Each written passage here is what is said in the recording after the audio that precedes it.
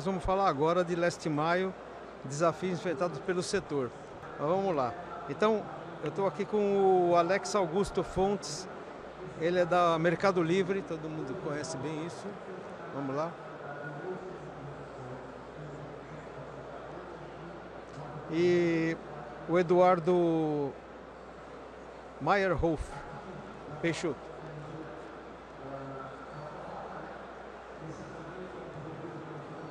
Vamos lá. Tá bom, pessoal, então vamos iniciar. Primeiro eu faço uma pergunta bastante difícil aí para eles. Alex, quem é você? Apresentar quem é você e falar um pouquinho sobre o Mercado Livre, por favor. Bom, boa tarde a todo mundo. Eu me chamo Alex Fontes, eu trabalho no Mercado Livre há 4 anos.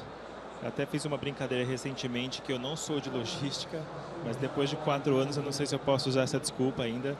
Eu venho de tecnologia e acho que um dos motivos que me conectou muito com o Mercado Livre foi a questão do Last Mile ser muito orientado à tecnologia, né? É uma área que requer muita parte de inteligência, muito dado. Hoje eu estou assumindo uma área nova de alianças com parceiros. Até o começo desse ano eu era o gerente de Last Mile. Então todo esse programa desses carrinhos amarelos que a gente vê na rua, toda a parte de criação desse produto, da gente ter o carro disponível para fazer a entrega do pacote, seja amarelinho ou não, moto, a pé, era tudo, estava dentro do meu guarda-chuva. Eduardo, por favor. Bom, eu sou Eduardo Peixoto, eu sou vice-presidente da Total Express.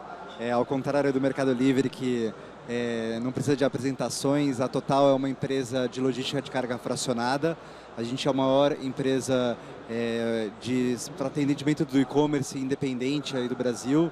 A gente trabalha com o Mercado Livre, com várias outras empresas, aí, Amazon, Magazine Luiza, Netshoes, e a gente está nessa mesma luta do dia a dia aí de conseguir fazer todas as entregas, se aproximando aí da Black Friday, grandes desafios, e falar de Last Mile é uma coisa sempre muito empolgante, né? A gente às vezes olha para o mercado de logística e acha que é só caminhão, andando de uma rodovia para um lado para o outro, e no final das contas não é só isso, né? A gente tem que realizar as entregas em centros urbanos, os desafios são inúmeros, e atender cada expectativa de cada cliente nessa Black Friday é de fato um grande desafio para qualquer um que está no setor. Tá bom, pessoal, eu vou começar fazendo algumas perguntas. As perguntas estão abertas para o público daqui a pouco também. Vai formulando aí que depois a gente pega essas feras aí, vamos dar uma forçada neles. É um calor aqui. Explica para nós um pouquinho, só para a gente começar a conversar, o que é Last Mile, por favor.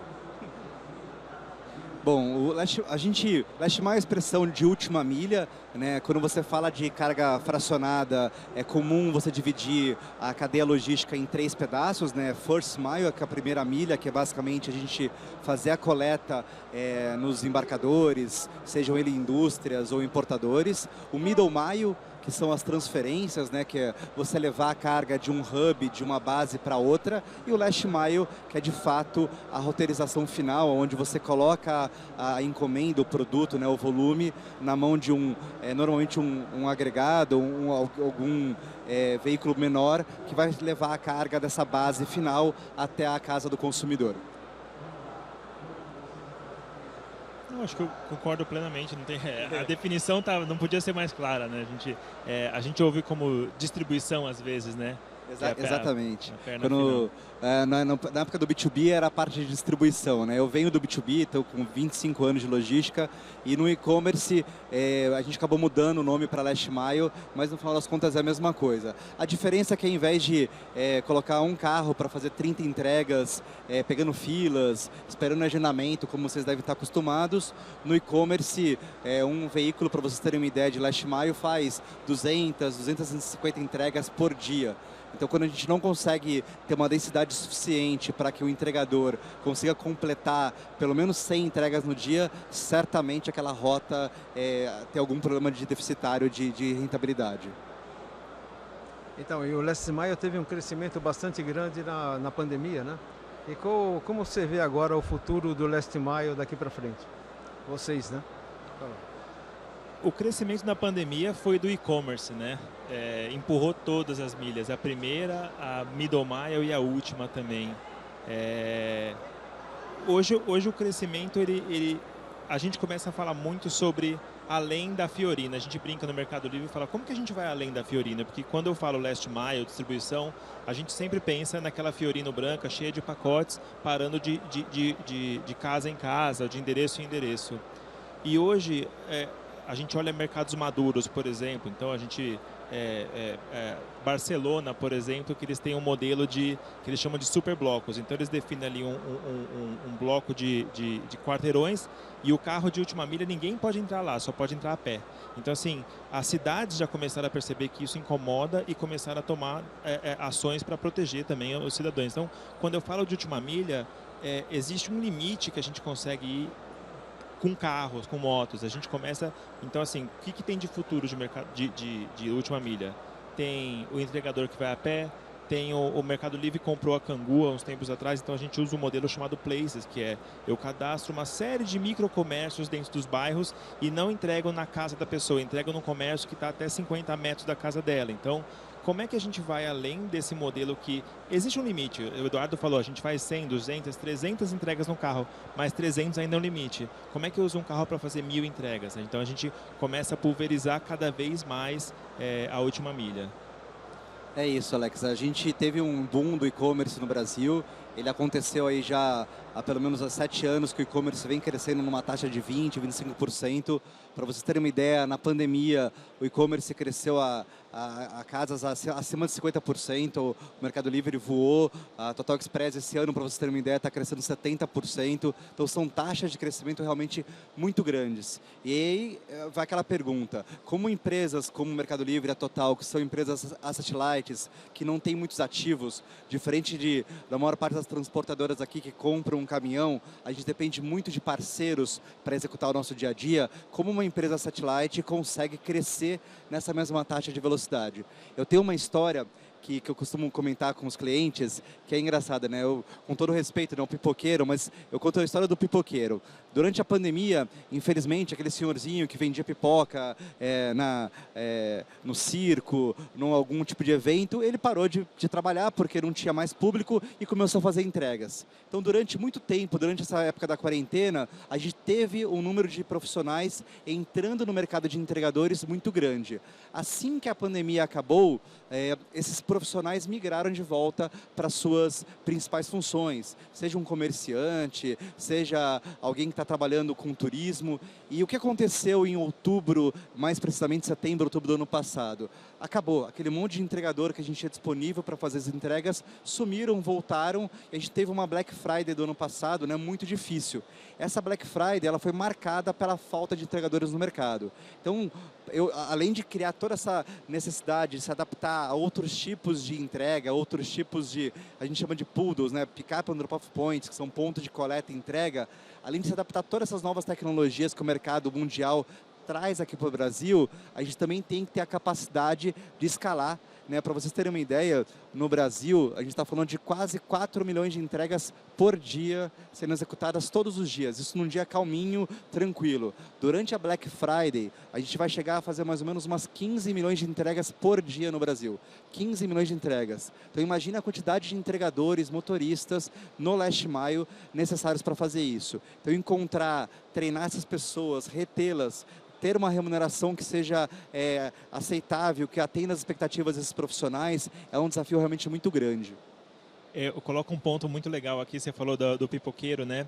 Eu tive reunião pessoalmente com mais de 20 prefeituras, só eu, tivemos mais, mas a gente teve mais de 600 carros que antigamente levavam crianças para a escola durante a pandemia, que ficaram sem trabalho. Eu tive reunião, por exemplo, com o prefeito de Osasco, que veio pedir para colocar na nossa frota.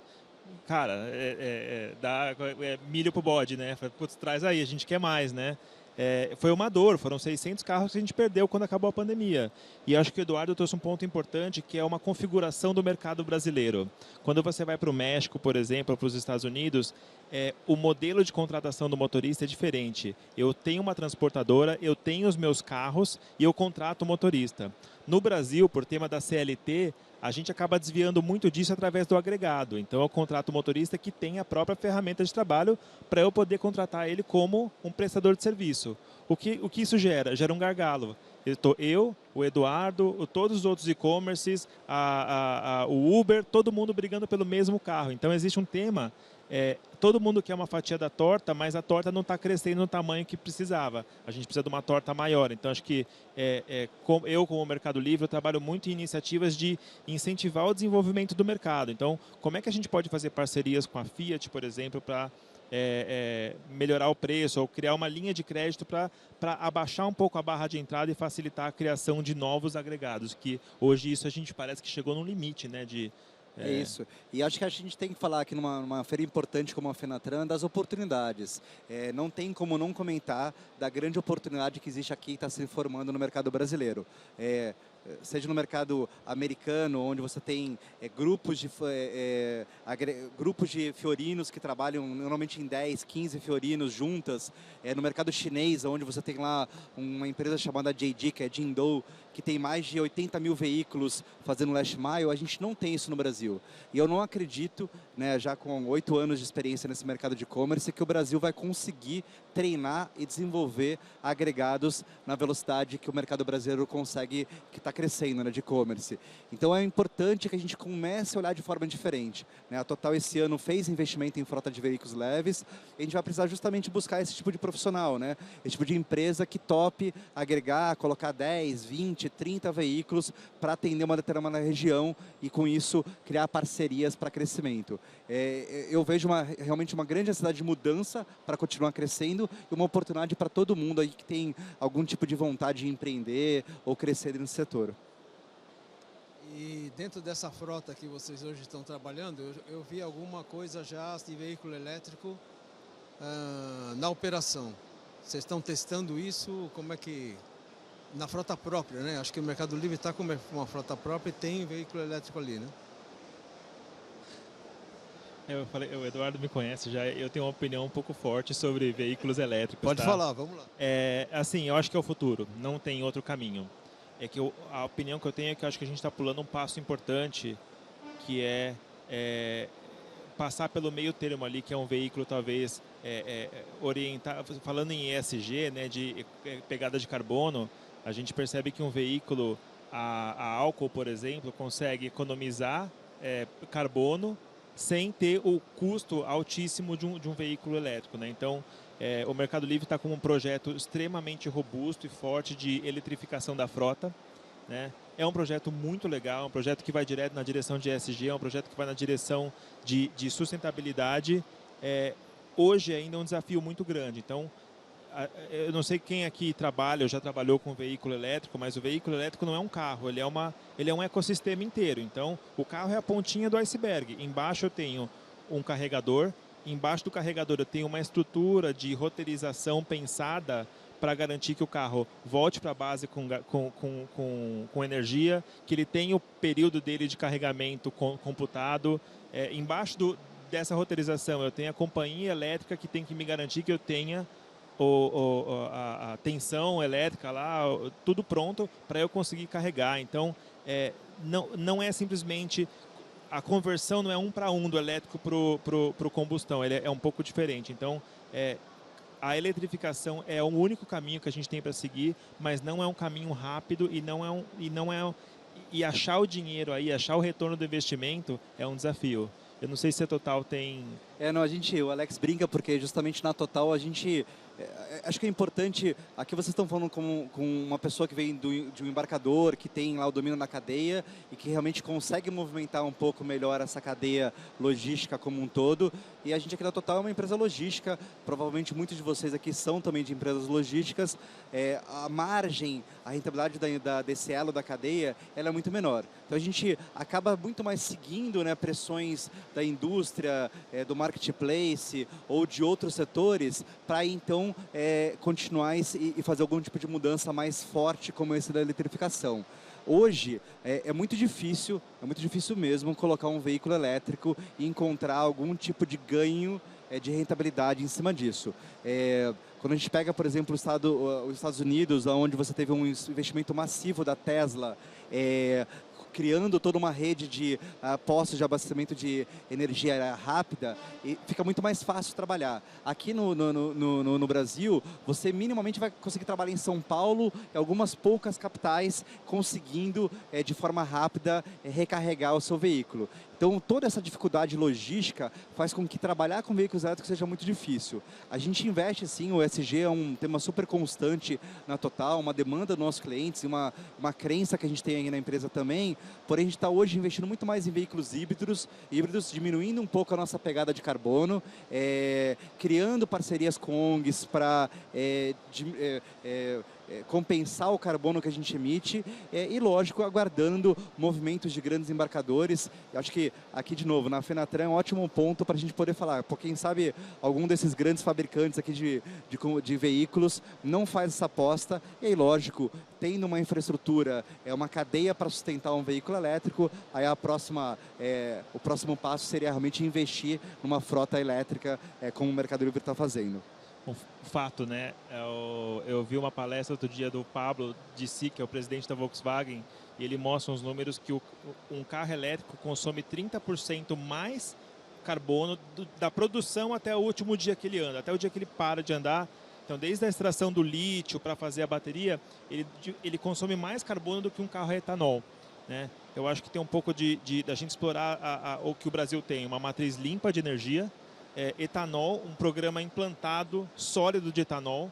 Então, assim, eu falo que eu tenho uma opinião forte porque eu, pessoalmente, acho que o elétrico no Brasil está ocupando um espaço que é facilmente ocupado pelo etanol. Eu consigo reduzir minha pegada de carbono muito mais através de trocar o combustível da minha frota por etanol do que simplesmente ir lá e comprar um carro elétrico, tá? Então, assim, hoje é legal, você bota uma folhinha verde no seu carro lá, fala, sou verde e tal. É mais uma questão de branding e marketing do que, de fato, alguma coisa que traga, de fato, uma solução, tá? Esse é o grande ponto, né? A gente tem que parar também, às vezes, com uma hipocrisia desse greenwashing, né? De você achar que só porque você tem um veículo elétrico na sua frota, você fez o seu suficiente pelo meio ambiente.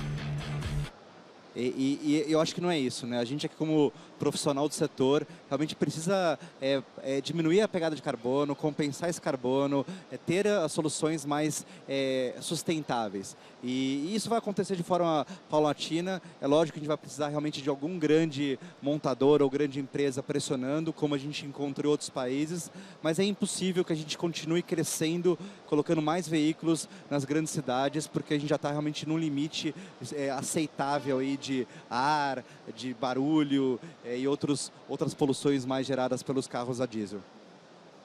Pessoal, perguntas está aberto. Se alguém levantar a mão aí, a gente pode conversar. Então, dois, então vamos lá. 3. Eu estou sozinho aqui, vou ter que fazer uma corrida aqui, vai dar um espaço. Olha, depois eu falo com você, vou dar uma primeira mão aqui. Olá, tudo bem? Meu nome é Alexandre, sou profissional da área de logística há bastante tempo. Falamos de tecnologias, né, veículos elétricos, né, e algumas dificuldades para isso virar uma realidade maior, né?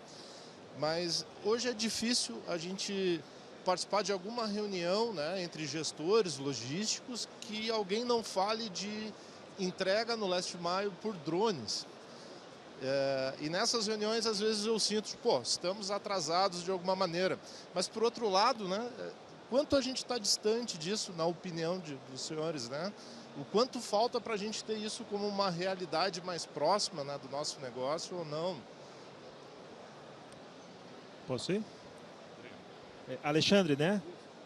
Obrigado pela pergunta, Alexandre. Quando a gente fala de futuro de última milha, a gente sempre imagina um drone, né? A gente vê, inclusive, o iFood tem aqui um carrinho que parece um carrinho de sorvete, não sei se vocês já viram, que ele vem andando e tal. De novo, opinião forte, ele não aguenta uma calçada. A primeira calçada, o primeiro buraco que ele pega na nossa calçada aqui, ele já para. Então, assim, eu vou dar um exemplo. Nova York, há uns anos atrás, fez um piloto que eu tinha uma paixão em tentar fazer no Brasil, que era fazer entrega de madrugada. Porteiro dos prédios. As portarias estão todas desocupadas, o cara não tá ativamente recebendo gente. Zero trânsito. Poxa, o horário perfeito. O projeto foi cancelado em Nova York por ruído. Tá, então ninguém quer um cara parando. A gente gosta, eu, Mercado Livre, adoro entregar de madrugada. A pessoa que está recebendo não gosta de ter um motorista abrindo e batendo porta ali na frente da casa dele. Então, uma das grandes preocupações que eu vejo, primeiro, é viabilidade, a questão da hipocrisia. Assim, eu fui num teste eles chamam de VTOL, né, veículo operado, é aqueles drones que os Estados Unidos usam para guerra. Tem um pessoal aqui usando para fazer entrega de transferência curta, né? Mas assim, não aguenta carga, é caríssimo, ele tem ruído, então assim, tem que ser autorizado pela ANAC. Então, a resposta para você eu acho que o futuro a gente avança cada vez mais nessa direção mesmo de entregas autônomas. Eu vejo um futuro onde um veículo para na porta da sua casa sem um motorista, você abre, pega a sua caixa, ele fecha e vai embora. Mas, de novo, acho que hoje ainda não é o momento, nem no Brasil, acho que nem em outros países ainda, né? Eu acho que a gente fala de drone porque os Estados Unidos, a última vez que eu me lembro da Amazon, eles tinham mais de 100 mil rotas por dia. É difícil achar gente para entregar, né? Então, o cara já começa... Eu preciso a gente está aqui indo além da Fiorina, eles têm que ir além do ser humano, né? Então, falta pessoas no país para entregar. Então, eu acho que o ponto é bom, a gente vai chegar lá. Não sei se você concorda, mas Concordo. Existe um caminho que vai passar pelo brand, vai passar pelo olha meu drone que bonito, tal. Mas acho que a viabilidade disso hoje a gente está um pouco longe ainda. Tem um único lugar no mundo que eu vi que drone está funcionando. Alguns lugares da África, para fazer entregas em tribos remotas, eles usam drone porque realmente não tem como chegar, não tem uma estrada até lá. Enquanto a gente tiver estrada, enquanto a gente tiver ainda população, gente precisando trabalhar, eu acho muito difícil, principalmente no Brasil, a gente ter esse tipo de substituição, diferente, claro, do que a gente vê ali em Nova York, onde realmente falta gente para fazer entrega. Aqui Ali é um ponto muito importante quando a gente discute isso, e acho que a gente tem que ter essa visão crítica. Um dos maiores desafios de qualquer pessoa no mercado de logística é saber aonde... que é claro que a tecnologia é uma necessidade para qualquer empresa de logística, isso é claro. Antes, qualquer um colocava um veículo, comprava um veículo, saía para fazer entrega e conseguia fazer o seu ganha-pão, conseguia montar sua transportadora. Cada vez mais, a logística depende de roteirização dinâmica, aplicativos, GPS acompanhando em tempo real tudo o que está acontecendo, data care para tratar e melhorar a informação a qualidade da informação. Mas é um desafio muito grande para todos nós escolher qual tecnologia que a gente vai investir. Então é importante vocês tomarem cuidado de não irem nessa mas porque alguém falou que drone é o futuro. Eu não vejo drone nos próximos 10 anos aqui no Brasil, para vocês terem uma ideia. Isso porque a gente tem um monte de tecnologia para conquistar. O Brasil ainda está há alguns anos atrás de outros países em termos de avanço tecnológico. Então, a gente tem que ter mais cuidado, porque no final das contas é isso, né? Quanto que a gente vai querer investir do nosso tempo, do nosso dinheiro para melhorar o nosso negócio. Então, tem realmente muita coisa interessante. Depois, lógico, a gente pode conversar um pouco mais sobre isso, mas realmente a tecnologia é algo que está chegando e drone vai acontecer, mas num período um pouquinho mais longo de prazo aí. Eu falo muito isso. Se eu conseguir, através de uma roteirização inteligente, aumentar em 5% a quantidade de pacotes que eu consigo colocar num carro, eu economizo mais carbono do que qualquer outra iniciativa verde que a gente tenha.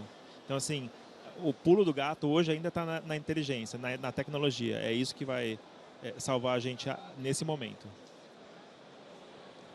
Boa tarde, eu sou o Valderi, professor de Logística do Senac São Paulo.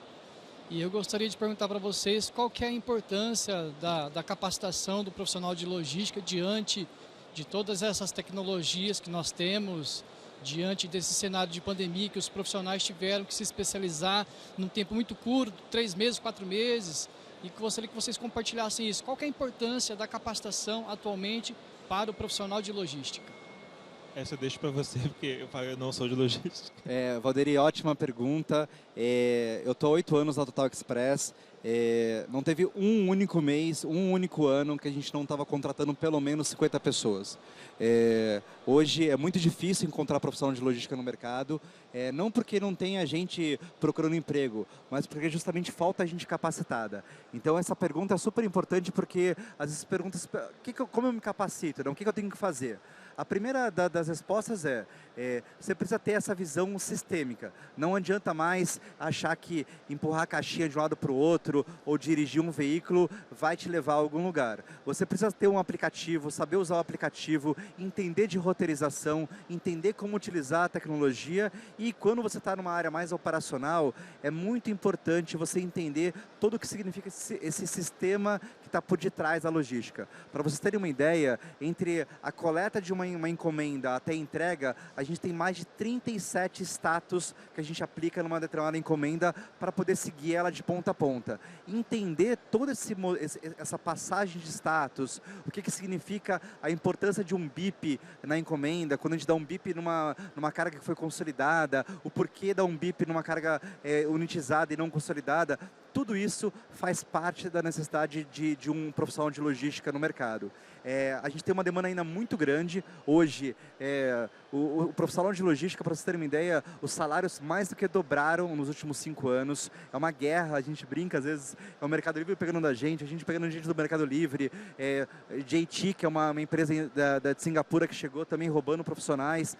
Falta gente. Então é muito importante para vocês que querem entrar nesse setor, ter esse entendimento de sistemas, processos, roteirização é uma palavra-chave. Com isso, o mercado está aberto e certamente, seja no Mercado Livre ou na Total, tem muita oportunidade aí hoje e daqui para frente.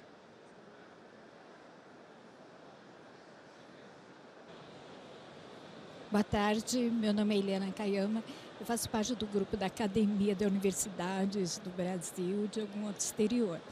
É assim, sobre tecnologia, em 2014, certo, como uma das representantes do Fórum Mundial da Água, nós vimos assim, água e energia não é mercadoria, principalmente energia. O Brasil, 2022, está investindo o máximo que pode em veículos elétricos, certo? Referente à eletricidade, o Brasil é um dos maiores no índice, certo, de custos, certo, da energia elétrica, mais cara. Viabilizando, temos o etanol, que faz parte, certo, da economia do Brasil. Em termos de eletricidade, o etanol como combustível, mesmo vindo do álcool e seus derivados, certo, ele ainda tem uma defasagem porque gasta mais, porque evapora mais rápido. A energia elétrica vai suprir todo esse aparato, vai abaixo a energia ou nós vamos virar ouro no Brasil? Nós vamos transportar a energia elétrica do Brasil, parece que está virando ouro ultimamente. Porque tudo que nós falamos é energizados, certo? Tirando nós, ainda nós também, né? Que temos os aparelhos eletrocardiogramas que de vez em quando tem os eletrochoques, estamos vivos, né?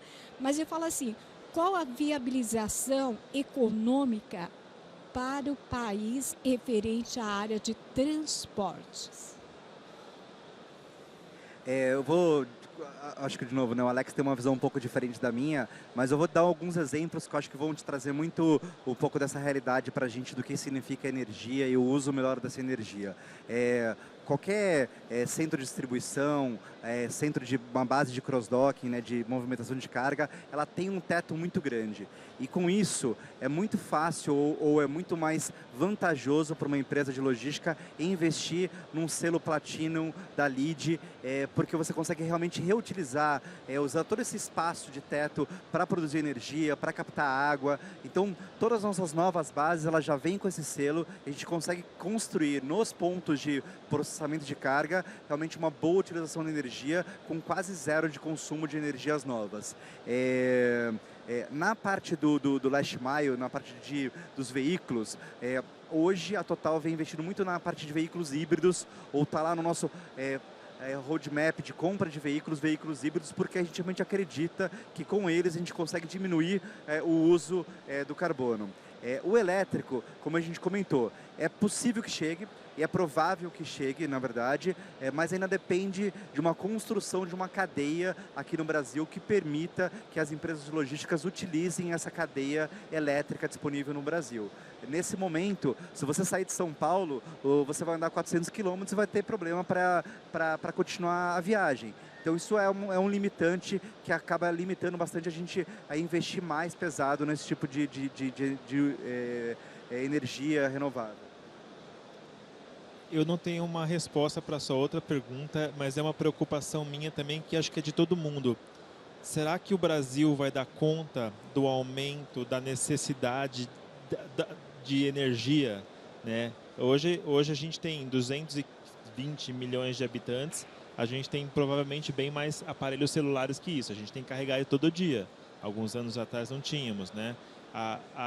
Quando eu falo de carregar veículos elétricos, eletrificar tudo, vem a pergunta. Nos Estados Unidos eu vi um artigo esses dias que eles imaginam que, eles já enxergam que a eletrificação da frota já começou a disparar desenvolvimento na cadeia, na malha elétrica do país, né? Mas estou falando de um país que tem provavelmente a grande maioria das provedoras de energia privatizadas. Então, o capitalismo empurra mais rápido ali. Quando eu falo do Brasil, me preocupa. Nosso país, eu moro aqui há 41 anos, não é o tipo de país que vai fazer investimento avançado nisso, né? Então, acho que é uma preocupação isso virar um gargalo e aí oferta e demanda fazer o preço da energia subir, né? É uma preocupação minha. Não tenho resposta também, mas eu compartilho da sua preocupação. Boa tarde, eu sou o Bruno Caeté, eu tenho uma startup de bicicletas elétricas, eu tenho 150 entregadores de aplicativos que alugam essa bicicleta. Eu acho que é last mile puro, só que eles estão à mercê dos aplicativos.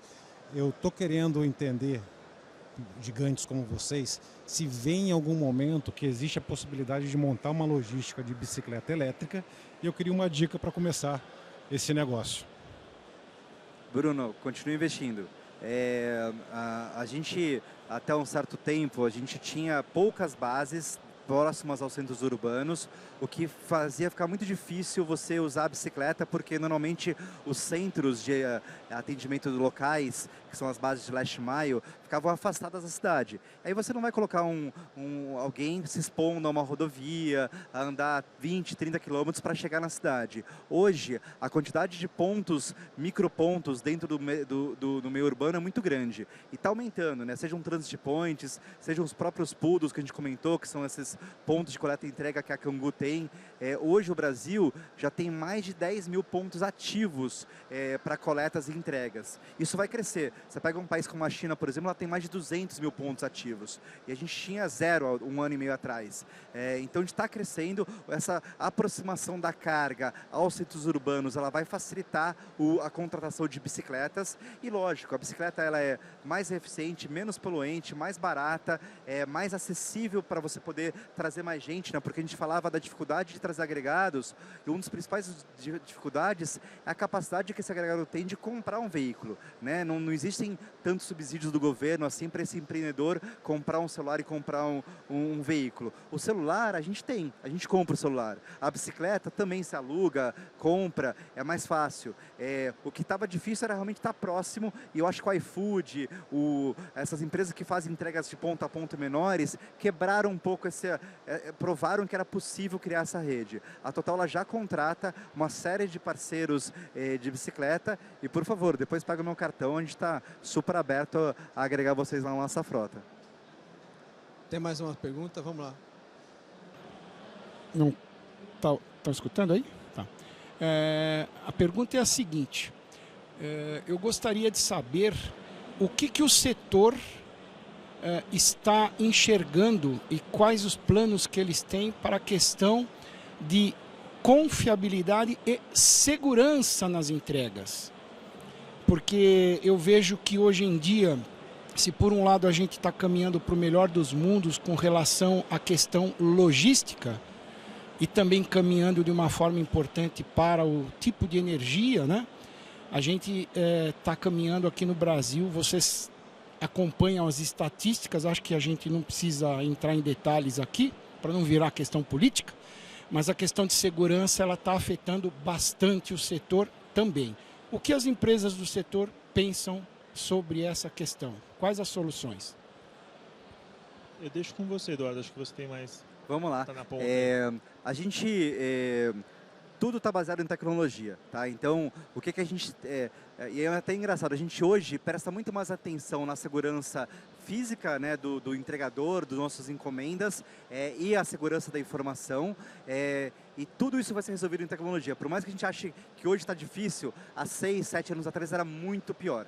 muito pior. O que aconteceu é que a gente colocou uma lupa nisso, então a expectativa do consumidor hoje ela é outra. Quando eu comecei a trabalhar na Total, se chegasse na semana, estava tudo bem. Às vezes eu falava assim, se chegou nesse mês, eu comprava na China, chegava no mês seguinte, para mim estava tudo bem, eu não tinha uma expectativa muito alta. Hoje, se alguém me falou que vai entregar às 10 horas da manhã e me entregou às 11, eu já estou bravo.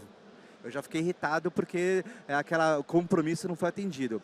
Então as expectativas subiram muito e eu acho que com essa expectativa aumentando, as empresas começaram a se puxar para fazer mais investimentos tecnológicos. Então hoje você tem cerca eletrônica. Então a gente quando vai para fazer uma entrega, eu já sei onde aquele motorista vai fazer uma entrega, tem uma cerca eletrônica, ele só pode baixar a entrega naquela cerca eletrônica. Se ele chega na casa do consumidor, ele tem algum tipo de problema, ele é obrigado, dependendo do cliente, a entrar em contato com uma central de atendimento ou fazer um contato não aberto, né, sem a visibilidade do telefone do consumidor, diretamente com o consumidor.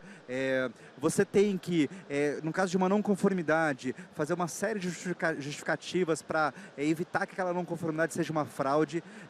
As empresas têm índices medindo as fraudes de last mile, de entrega. Então, tudo isso tem crescido muito e melhorado muito a capacidade. É lógico, a gente está falando agora de uma dificuldade de contratar agregados motoristas, imagina treinar todos eles, né? Então, vencer a contratação já é difícil, imagina ter realmente o pessoal trabalhando conforme o processo correto, agindo dentro da política, do que é esperado pelos clientes. Então, toda essa parte de treinamento é um desafio ainda e vai ser muito, mas muito ajudado pelas novas tecnologias. Na parte de segurança física, né, do roubo, o que a gente faz é criar uma classificação. Então, um agregado novo, por exemplo, um cara que se juntou à nossa frota de entregadores hoje, ele não pode sair com mais de 10 mil reais na rua. Um cara que já está mais acostumado, que já conhece aquela roteiro, ele pode sair com 50 mil reais. Você vai criando uma série de algoritmos inteligentes para poder colocar nas rotas corretas os motoristas corretos. Com isso você vai diminuindo a fraude e vai diminuindo a capacidade de ter algum tipo de roubo mais pesado. A gente chega, inclusive, para vocês terem uma ideia, a rotas onde a gente tem mais risco ou um valor de mercadoria mais alto, a fazer entrega com alguma escolta. Então, você tem uma série de iniciativas que vão melhorar e aumentar a nossa capacidade, de fato, de melhorar essa segurança da informação. Eu acho que do Mercado Livre a gente tem muito dado de tudo. Eu tenho dado de tudo que vocês podem imaginar. E esse dado é muito usado para fazer a parte de controle de roubos também. Então, a gente percebe estatisticamente aonde estão os problemas. O que eu acho que é um ponto que a Total faz, os transportadores, o Mercado Livre faz, eu acho que a gente acaba atuando muito sozinho. Então, eu tenho a minha própria equipe, a gente não compartilha esse dado, a gente tem os próprios contatos com a polícia, a gente tem o próprio protocolo. E eu acho que existe uma oportunidade, talvez. Poxa, como é que a gente opera isso no modelo mais de fórum? Como é que todo mundo se ajuda, né? Então, a gente percebe que tem uma oportunidade de trabalhar melhor com o poder público, entregar melhor a informação, garantir que eles usem, um compartilhar com o outro, porque eu acho que nesse ponto é um interesse comum de todo mundo, ou seja, o maior amigo ou o maior inimigo. Acho que é o interesse de todo mundo eliminar esse problema, né? Hoje, você vai conversar com... Eu estava conversando com o Cristiano, da Brasil Risk. Cara, a quantidade de dispositivos que a gente criou para desviar, o motorista do caminhão hoje ele não consegue botar o nariz para fora do caminhão sem avisar, porque o caminhão para. Assim, a gente vai criando protocolo, só que isso encarece, dificulta, burocratiza o processo. E eu acho que a gente talvez, em vez de cada um criar sua própria grade, acho que tem uma oportunidade de a gente tratar isso no modelo mais de fórum. Perfeito, perfeito. Alguma pergunta a mais? Então vamos lá. Opa, tem mais um.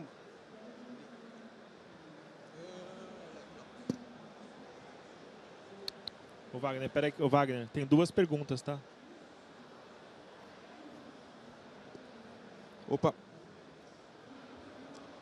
Boa tarde. Boa tarde. Eu sou o Victor Ugeda Afonso, venho aqui ali de Olambra, no interior. Eu tenho um serviço de transporte que eu estou atendendo ali a região hoje. E um dos meus clientes é um produtor de hortaliça. E eu estou com um problema numa operação. Tive uma reunião hoje com a contadora e aí pelas contas que a gente bateu, ela disse que é a operação do formato que eu estava fazendo. não era sustentável, né? E aí eu estou pensando aqui o que seria uma solução que eu conseguisse atender, porque assim, ele tem a cesta de produtos, antes ele que fazia as entregas, e então eu passei a fazer porta a porta. Hoje é o que eu estou fazendo, e eu fico pensando, otimizar o processo para em algum momento eu poder contratar um motorista, colocar ele, então ele passa a atender, né? E aí eu tô com esse problema, né? E aí eu queria entender por relação pelas entregas que o pessoal faz. Já tive experiência de entregar com aplicativo também. Não achei que seria muito viável eu talvez como autônomo, renda alternativa, mas não como modelo de negócio. Tenho duas perguntas aqui. Como que vocês enxergam o futuro da relação entre, vamos dizer, na parte de e-commerce, em transportadoras e agregados, algo que possa consolidar, por exemplo, é o e-commerce direto que tem o funcionário, os colaboradores e faz entrega, ou recorre a uma transportadora com funcionário ou com agregados. A pergunta é, como que vocês enxergam o futuro dessa relação, de uma forma que possa ser consolidada? E eu acho que depois do caso, se você tiver disponibilidade, eu gostaria de só fazer uma pergunta depois da palestra, e aí a gente bater um papinho rapidinho. Vou falar de Amazon, tá? Assim, a Amazon é referência no planeta inteiro e cada dia mais eu percebo que tem alguns caminhos que a gente não consegue fugir, tá? Então, o Mercado Livre esse ano começou a ir por um caminho que a Amazon já tomou alguns anos atrás, que é separar o que a gente chama de frota fixa e frota variável, tá? Então, hoje, para a Last Mile, eu me apoio muito com o Mercado Livre, eu me apoio muito no spot ainda. É esse motorista que tem uma Fiorino, tem um carro, eu faço um contrato, diário com ele, eu contrato ele pelo dia, ele vem fazer entrega. Primeiro problema que você mencionou, ele pode sair um dia com 40 entregas e outro dia com 80, e ele recebe virtualmente a mesma coisa. Então, quando você fala de fazer um contrato para entregar hortaliça, olhar esses pontos, o custo vai ser virtualmente o mesmo sempre, mas você dilui ele mais quando você tem mais entregas, você recebe mais por isso. De qualquer maneira, voltando à Amazon, voltando ao Mercado Livre também, eu começo a ir muito mais para um modelo onde hoje eu tenho 100% de dependência desse modelo spot, de pedir agregados, para o modelo de frota fixa. Então, a primeira vocês já viram, que são esses carrinhos amarelos na rua. Eles são todos dedicados, o motorista é contratado. O modelo ali é diferente. Então, eu preciso garantir que a base do meu volume diário seja garantido e a gente use o spot, use esse modelo do agregado para cobrir variação de volume, para cobrir um overflow de capacidade, alguma coisa. Mas eu acho que o modelo, quando você fala de futuro, para mim me parece muito mais trabalhar com esse modelo cada vez mais garantido, ou frota fixa, que a gente chama, e menos apoiar 100% da operação no spot, porque o spot é muito vulnerável. Amanhã vem o meu concorrente e paga R$10 a mais, se tivesse uma Fiorino eu ia, porque o trabalho é o mesmo, eu vou ganhar R$10 a mais, então eu vou. Então, eu quero, de novo, da mesma maneira que a gente fala de ir além da Fiorino através de criar modelos novos de bicicleta, de entregadores a pé, como que eu também saio dessa luta diária que a gente sofre aqui para encontrar o agregado, para fidelizar esse agregado, né? Então acho que é um pouco disso. Quer colocar alguma coisa, Edu? Uma dica só. Densidade. O segredo da entrega da Last Mile rentável é densidade. Nem sempre você vai conseguir fechar com o seu embarcador, com o seu cliente. O modelo fixo, ele tem que estar disposto, eventualmente, quando ele tiver só 2 entregas, aquele cara que saiu e vai ganhar R$250, R$300, ele vai ter que receber R$150 por entrega. Então, se não for possível caminhar para o modelo de entrega fixa, de custo fixo, você tem que se preocupar e criar uma forma de aumentar a densidade das suas entregas. O grande problema das entregas de produtos frescos é que você não pode fazer estoque. E esse é um grande desafio. A gente, por exemplo, não trabalha com esse tipo de produto justamente por essa dificuldade. Porque quando a gente não tem uma densidade suficiente para atender Tupã no interior aqui de São Paulo, a gente acumula a carga por 5 dias e vai a Tupã uma vez por semana apenas. Aí nessa uma vez por semana vale a pena até Tupã. O segredo é sempre esse, acumular a carga para ter densidade. Não tendo, aí você tem que realmente buscar ou parceria com outras empresas, pessoas que possam complementar e menos vezes para cada lugar. Então você pode atender cada bairro num determinado dia da semana. Então acho que poderia ser por aí o caminho. Bom, pessoal, o tempo está esgotando. Tem mais Posso uma? fazer mais uma aqui? Pode fazer mais uma. Você está com o microfone? Estou aqui. Boa tarde, meu nome é Henry. Eu queria que vocês explorassem um pouco melhor a questão do last mile de pesado. Acho que a questão de entrega de courier, a gente tem vários meios de fazer, seja com bicicleta, com moto, mas de pesado ainda vejo aqui no Brasil a gente tem uma certa restrição. Então, quais são os desafios em tendência com relação a essa linha de produto?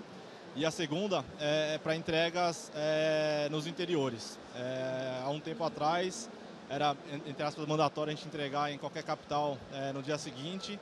Hoje a gente está entregando em 2 horas, se não entrega a gente está fora do jogo. E agora virou para o interior. Então cidades com 1.000 km, 800 km da capital, a gente tem que entregar um produto pesado no dia seguinte. Hoje é um desafio porque a gente não tem rota, a gente não tem volume, a gente não consegue consolidar.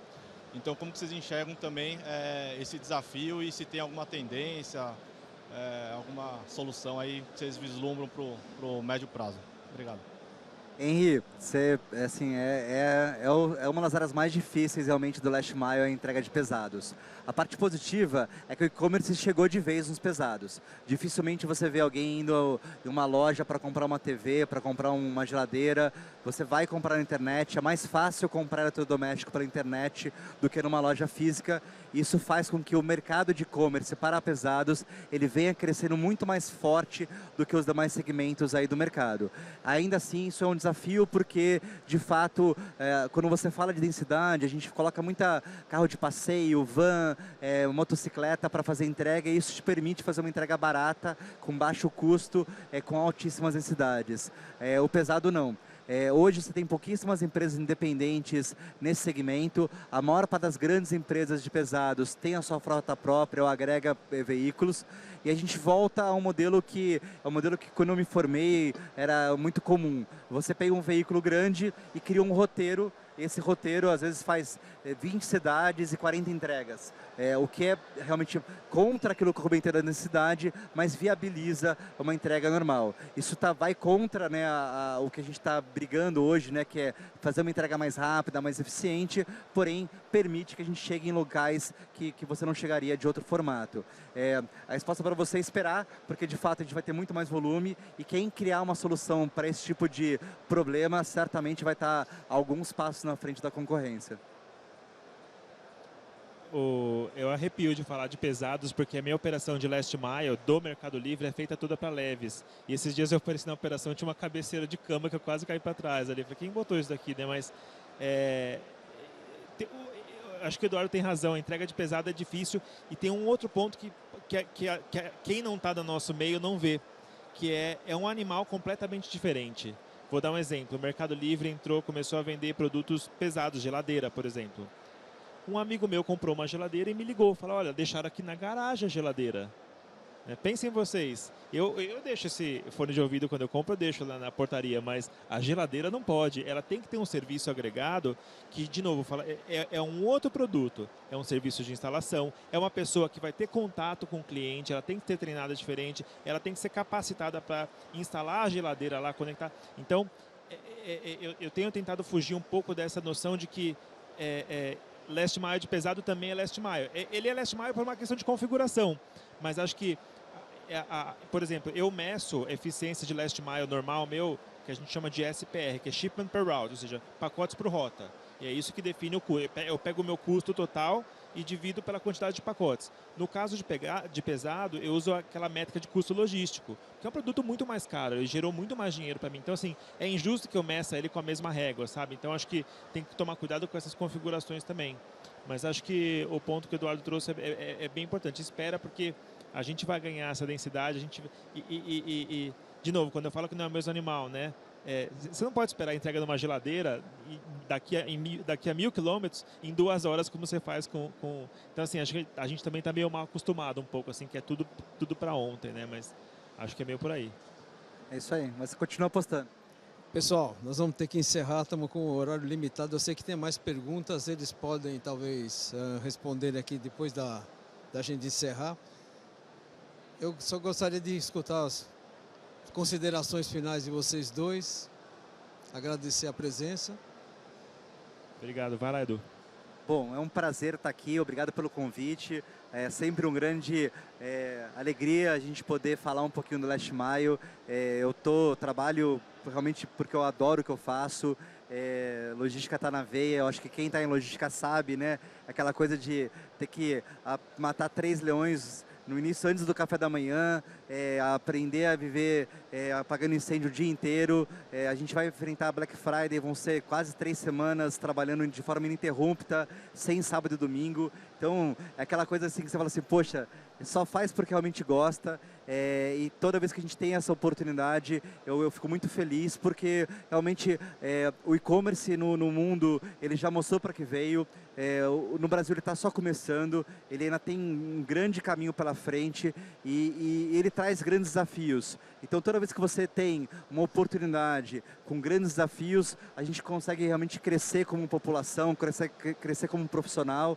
E eu acho que realmente a gente vai ter essa oportunidade pelos próximos anos, quem sabe pelas próximas décadas, de continuar vendo o Last Mile do Brasil se especializando, se informatizando, criando mais tecnologias, melhorando a sua percepção junto aos consumidores. Então, a Total está aberta para todos vocês que quiserem conhecer um pouquinho, seja como um parceiro, seja como um cliente, ou para ser um colaborador nosso. Fiquem à vontade, a gente está sempre aí crescendo e trazendo gente nova para o nosso ecossistema. Bom, obrigado também, Wagner, obrigado, Edu, sempre.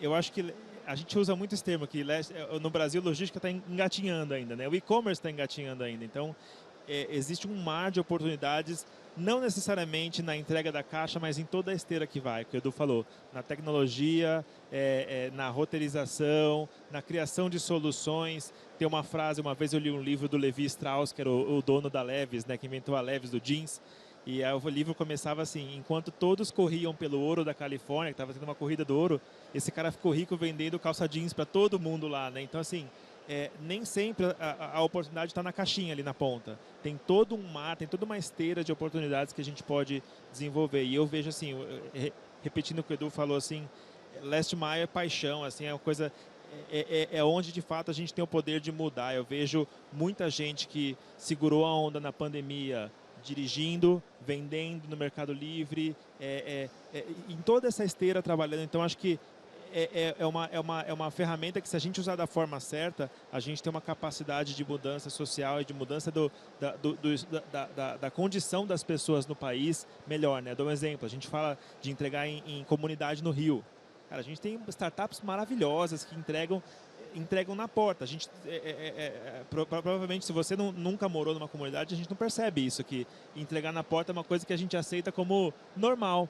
Mas uma pessoa que mora numa comunidade, isso é um negócio muito importante. Então, eu tenho startups, eu tenho muita gente legal começando e eu acho que, de novo, trabalhar nesse modelo de consórcio, vamos abrir essas frentes, né? Abrir, conversar mais sobre isso, sobre segurança, sobre tudo, porque eu acho que tem muita coisa que todo mundo pode ganhar junto com o desenvolvimento do mercado. Obrigado, Wagner. Olá, Alex e Eduardo. Um aplauso para eles, aplauso para vocês também, que nos auxiliaram aqui bastante nessa entrevista. A participação do público foi excelente. Tá, pessoal? Obrigado, boa feira para vocês. Até a próxima. Obrigado, gente.